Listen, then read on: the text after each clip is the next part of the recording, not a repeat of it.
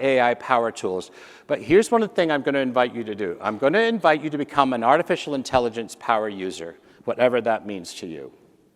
And I'm going to tell you in 2 or 3 slides, rather than say 30, 40, how to do that. Now, since we have some people in the back who represent the industry, there are stuff that you can do to make yourself more AI literate. You can go, I think Google has a course. Do you guys have a course? You have an AI, like agentic AI course yet? Anthropic does, Google does? I shouldn't put you on the spot like that. I apologize. Anyway, I'm going to tell you how to become an AI power user. Now, there's one version of this that's a 3-month-long coaching program where we meet once a week to talk about what you're doing, and there's one version of it which is these 4 slides. So we're going to do the 4-slide version, okay? So you need some kind of productivity stack for knowledge workers, and here's just some things I threw up there. So how many AI-enhanced productivity tools are there in the world right now? If you consider models, I don't know, maybe 100 or something like that, maybe a couple hundred. Enterprise apps, it's maybe in the thousands. I could be off by an order of magnitude, maybe more than that. Here are the ones that I love. You see it's right there on the top, by the way. You see that logo? Yeah, okay, good. Just checking. That's OpenAI's logo, by the way. So there's the core assistance to large language models. I'll talk to you a bit about how to become a power user of a large language model. I'll talk to you, there's AI embedded in productivity suites like Office or LibreOffice or Microsoft Office, just like Copilot, right? And it's embedded. Then we're going to talk a little bit about the second brain and what that looks like. When someone said that to me, it's like, why would I want a second one, bro? I got enough trouble with the one I have. But anyway, we're going to talk about what having a second brain could do for you. We're going to talk about, we're not going to talk about how you become a coder, but there are specialized artificial intelligence for coder and builders. I shouldn't say this, but Anthropic right now is doing exceptionally well in the enterprise coding, vibe coding world.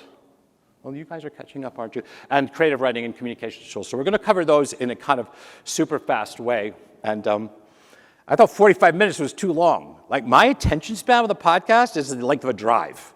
Like, I never sit at home and like listen to a podcast. Well, sometimes I do now. But, right? 3-hour podcast? Like, who has time to listen to it? Anyway, you can add sources in NotebookLLM, podcasts, video, YouTube videos, articles from the Harvard Business Review, books you want to read, yada, yada, yada, yada, yada, yada, yada, in a subject that's interesting to you, that you are passionate about learning. Otherwise, why bother, right? You stick your sources in, and the first thing you see is it produces a 1-paragraph summary. Now, okay, if it's 5 books, a 1-paragraph summary is, too much loss of information, right? But you know what it does next? You click that little button, one of those little buttons up there. It makes you a 15-minute podcast on all your sources.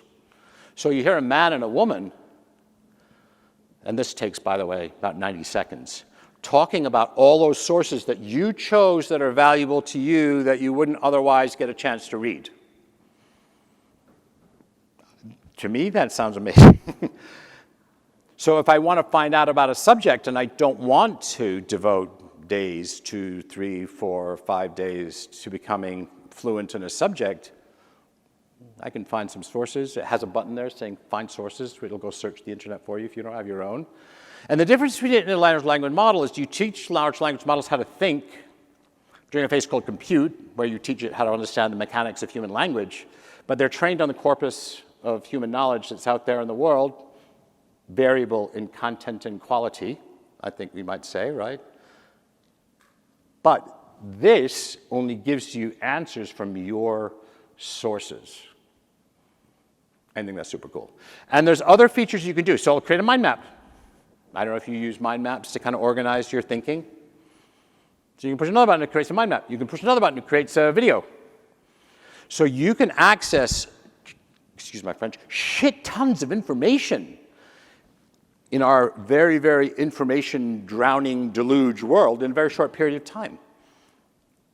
And so this tool has the ability to really accelerate your ability to develop yourself as a human being in whatever direction you want. I mean, you don't have to do it from work. You're interested in 19th century painting or 21st century cooking or whatever you're interested in, right? You can use it to pursue your hobbies. You can use it to learn a language. One of those other buttons on the right is flashcards. Why is Chegg going out of business, right? One of those other businesses there is quiz mode. This is like super powerful, transformative. And you want to hear the best part?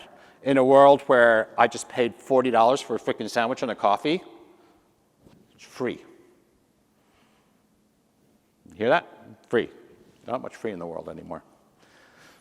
So that is a superpower tool, I think. So when someone said to me, oh, you know, this stuff with a second brain, I'm like, come on. Why would I need a second brain? Cognitively, we can only organize in what's called working memory, 7 to 10 items in our working memory. More than that, it becomes to become stressful, we forget them. One of the chief sources, I don't know if anybody has this feeling, right? I used to teach time management for a guy called Getting Things Done, David Allen, way back in the day, right? Who's the guru of change management, guru, Uber guru. You want to have a mind like water. So you want the human brain to do things that human brains do really, really well. And one of the things human brains suck at is remembering. And has anybody ever had the feeling during their life that you know you're forgetting to do something, but you can't remember what the hell it is?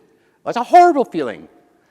I have a 21-year-old son who's like super duper ADHD like his dad, and he didn't write anything down. I'm like, dude, you know, what? So he carries around with him this black cloud. He forgot to go to a midterm the other day. I said, welcome to the ADD world, son. Because he's always got this black cloud around his head, like, what am I going to forget next? So this second brain idea about capturing all the knowledge and ideas that make your life go, super, super powerful. I think we'll scooch along. So some of the stuff you can try for your second brain tool stack is a thing called Obsidian or a thing called Notion. That's very good. Readwise is this super app that all the stuff you read, all the clips, all the YouTube podcasts, all the YouTube, all the podcasts, all the books, all the articles, all the LinkedIn posts, yada, yada, yada, all the emails someone sent you that I don't have time to read now, but it looks pretty interesting. I mean, that happens to you all the time, right? Do you ever like scrolling through something on LinkedIn or Substack or wherever you get your information from, and you think that looks very interesting, I haven't time to read it, and you just scroll past it, right? Clip. And then you can integrate that with your notebook,